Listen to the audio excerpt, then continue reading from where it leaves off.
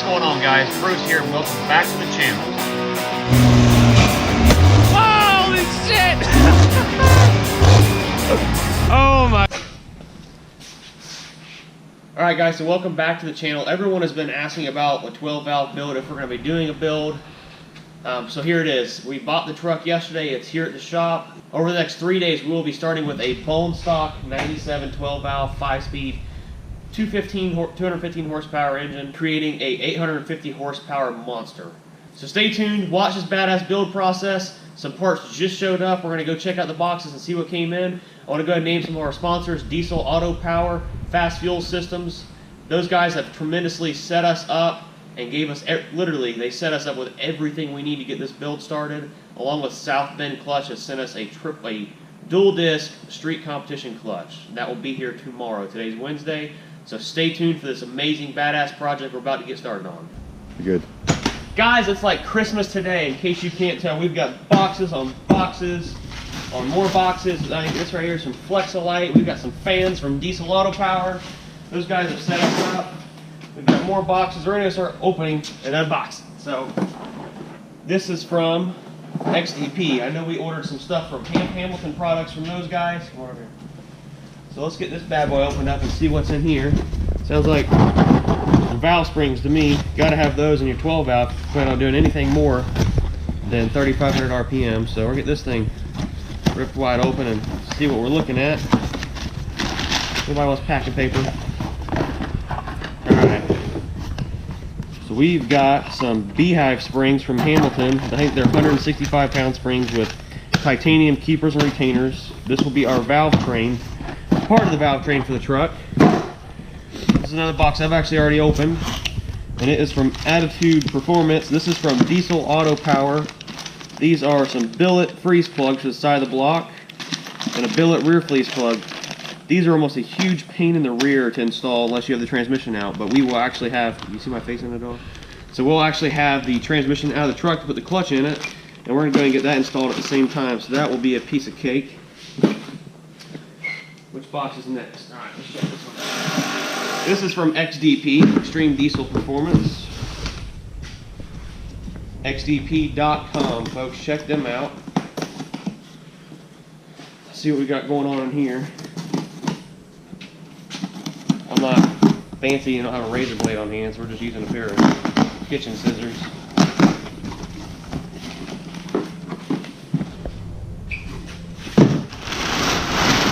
I use so much packing stuff. That's a whole tree.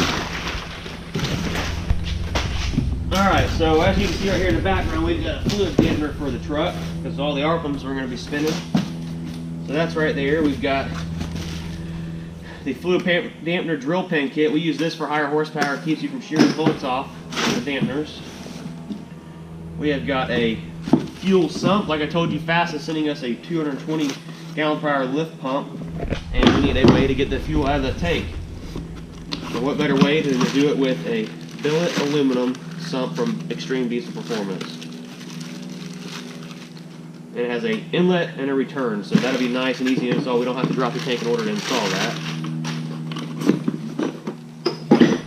And up next is a fleece coolant bypass for our 12 valve Cummins. Fleece makes some amazing products also. I think it's fleeceperformance.com, something real straight and to the point. Check this baby out.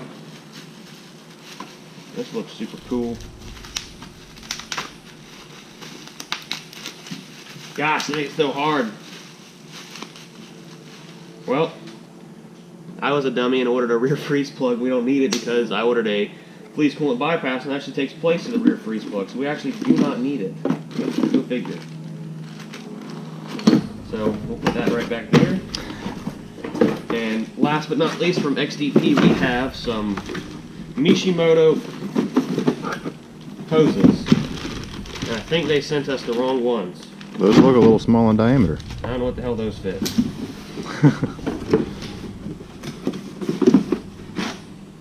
94, 97 Dodge. Cummins coolant hose kit. Those aren't the right ones. Well, that sucks. Those isn't right. Like it looks like we're gonna be calling Mishimoto because that was actually boxed wrong. Well, god damn it. It says coolant hose kit, but that's definitely not right. We'll throw that box over there. Up next is a big box from, it's really heavy, from Diesel Auto Power. Use the light good. These guys took care of us. Make sure you go check them out. They're on our website, dieselgang.com, and they have their own website, dieselautopower.com. So make sure you go check those guys out for any of your diesel needs, especially any of your P-pump, older, second generation stuff. They keep literally everything in stock you need for your truck there. They are amazing, amazing people. So first up, they have set us up with a billet aluminum tappet cover for our 12 valve. This is a very, very nice piece we've got here, guys. Very nice. Next up will be I'm 99% sure this is a 5,000 RPM governor spring kit. I do not recommend these for your street truck. But if you plan on doing a high horsepower build, they are a must. Oh, no, these are 7mm delivery valves. That's where all the horsepower is going to come from, folks.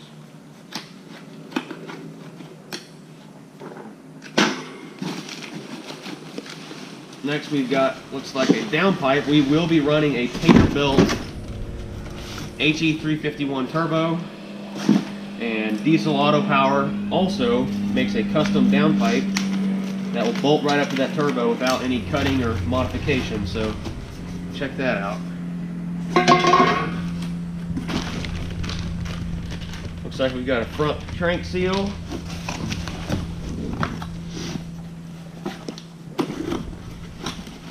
Looks like a set of push rods. We'll go into depth later on that when we install those. They have done set us up with a number 10 fuel plate. Kind of see there in the package. All this stuff you'll get to see closer when we start installing things. And they sent us a adjustable P-pump gear. These things are incredibly handy if you're going to be sled pulling one day, drag racing the next, anything like that. You need to change up your timing depending on what you're running and what's happening in the truck. So you can see the adjustable pump gear there. We'll get more into depth on all these things we're pulling out of these boxes here whenever we go to install them. Alright, so we've got a killer dowel pin repair kit there. P-pump dual feed kit. This feeds the fuel in at the front of the pump and the side of the pump. Oh, we got another Diesel Auto Power box. I'm 99% sure this might do. Dropped it on the ground. Set of injectors. Oh, yep. Check that out, boys and girls. We've got some 5x18 sack injectors. These will provide plenty of fuel. Plenty of fuel. And we've got a AFC fuel control kit from Diesel Auto Power also, which is our AFC springs.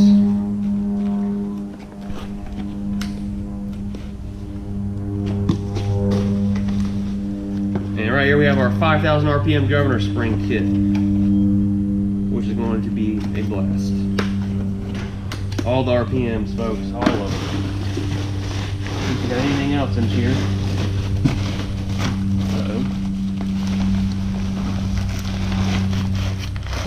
And last but not least, we've got a Greg Hogue Max Spool Cam.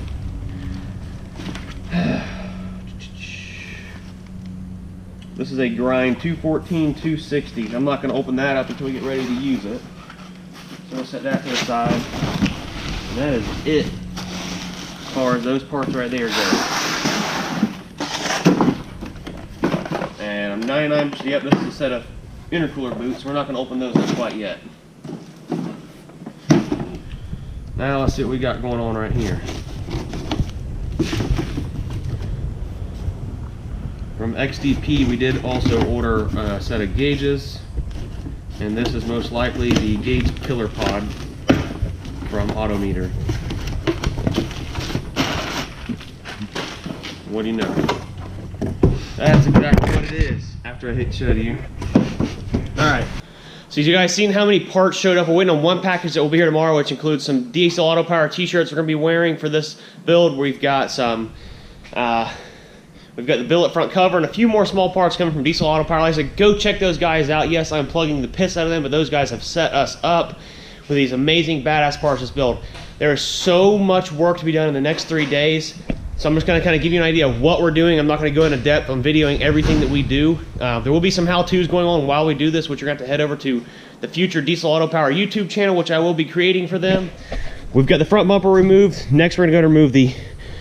We're going to pull the condenser over out of the way. We are going to leave AC intact. We're going to move the intercooler out, remove the radiator and everything so we can get the cam pulled out of the engine and get the top of the motor apart. So you're going to see it now, and then in about 20 minutes we'll come back and you'll see everything off of it. All right, guys, so we've got everything off the front of the truck, bumper, all the other goods. We're not using the intake anymore. I'm going to be using one of my intake pipes, which you'll see later in the video. We're going to get the fan removed, get all the tensioner, the belts, the water pump removed, and get the front cover off. And once we get that removed, we'll start tearing top of the motor apart. Like I told you guys, it's going to be fast-paced game freaking on. All right, so we've got the engine mostly torn apart. We've got the rocker pedestals off. We've got the cam. All right, we've got the new Maxpol cam made by Greg Hogue, supplied by Diesel Auto Power. Again, check out dieselautopower.com. We're going to head up to the local machine shop. We're going to press this cam gear off of another cam I have laying around and press it onto the new cam. And we're going to get the machine shop to mill down the rockers so they will clear for the head studs.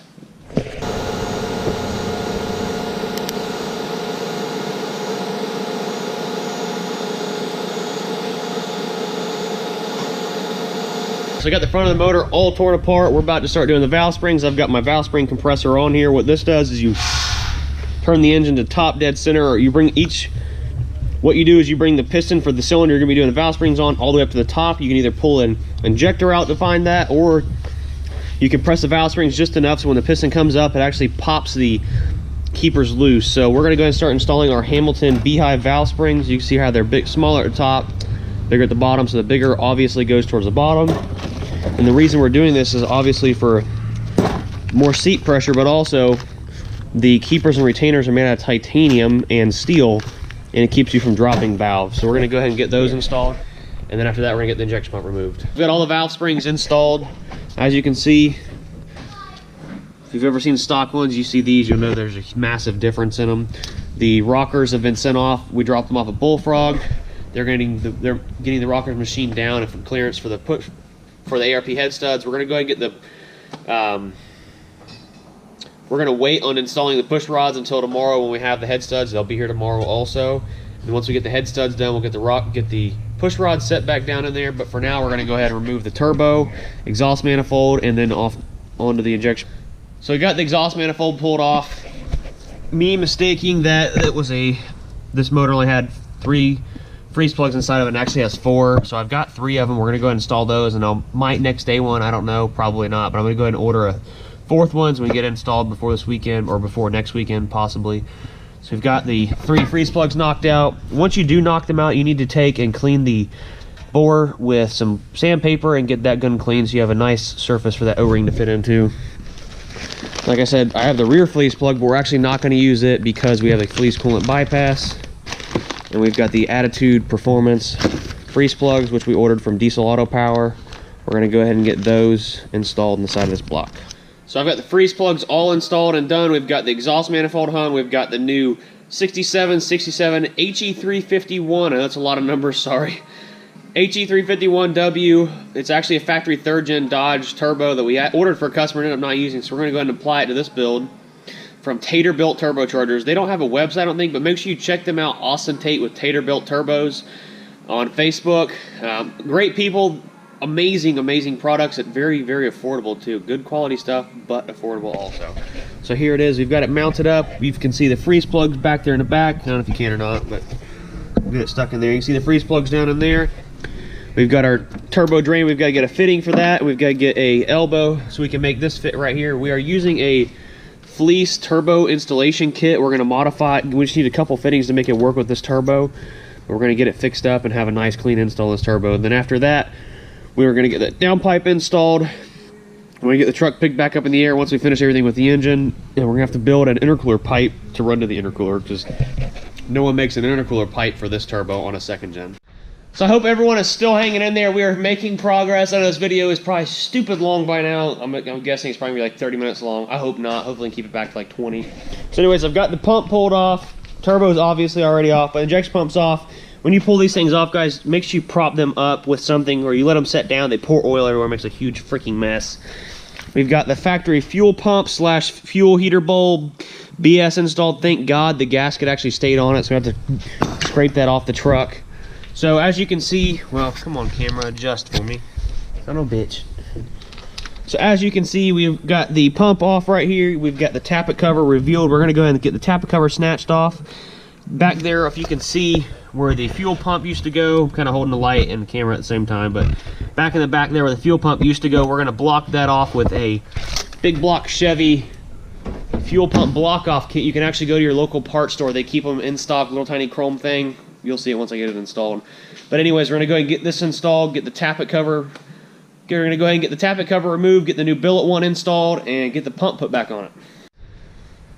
So we've got the cam pulled out of it now. As you can see, there's no cam right there. You can see down in there where the dowels go. They actually go down and connect. I know this is really dark, I'm sorry guys. You drive into the lifters, and that's what holds the lifters up so they don't fall into the oil pan. We've got the new cam. We're gonna go ahead and get it lubed up really well. The front cam bearing looks great. And get it slid in there, get the billet tappet cover installed. Man, this is a badass piece from Diesel Auto Power. Once again, go check Diesel Auto Power out. Beautiful, beautiful piece. We're gonna get it wiped down real good, get it installed, and get it stuck in the truck. We'll be right back. And we're back. So we've got the cam installed. You can see right here where I actually had the machine shop when we went up there and pressed it on. Had them throw, not the prettiest, but whatever. Had them TIG weld the cam gear to the cam. At high RPMs and high load with bigger valve springs, the cam gear will actually ride forward off the front of the cam, causing damage to the front cover and, you know, engine failure eventually. So that's tack weld. It's not going anywhere. There are some companies that make a cam retainer. We didn't have one, so we made do. Got the timing case installed. We've got the, let me give you some light right here. One moment.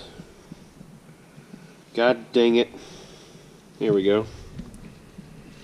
So we've got the fuel pump block off plate installed from Advanced Auto Parts. That one is not the correct one, but we made it work for now. We're on a tight schedule, so it's on there installed and blocked off. I will show later in the video, on probably tomorrow's video, on how to reroute your injector return lines so they get back to the tank, because we're getting rid of the fuel filter housing and the, yeah, it's all going away.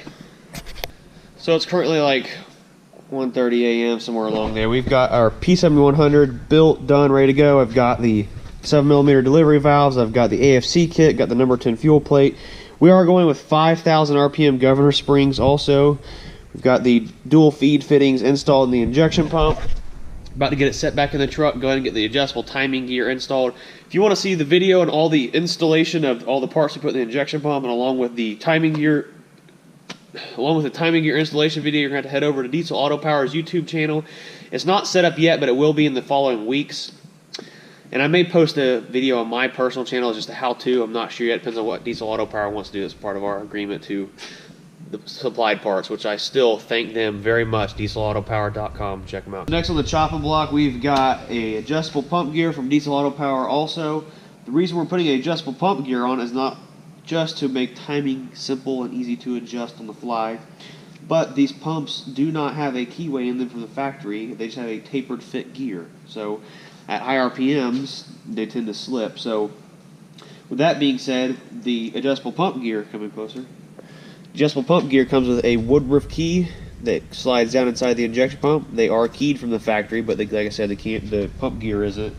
And a drive hub, and you will slide that right over the pump gear like so, and take your regular washer, go ahead and install it, and install your factory nut. And we are going to go ahead and torque that down to factory spec.